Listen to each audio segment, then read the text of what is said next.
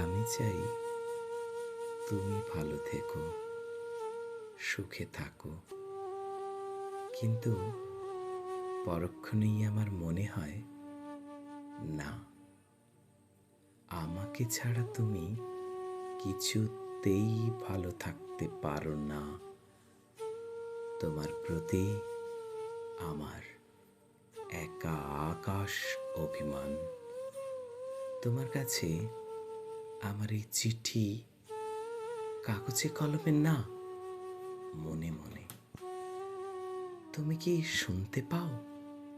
শুনতে যদি পাও, তাহলে শেষ একটি প্রশ্ন: আমি কি তোমার কোনো কিছুতেই আর নেই?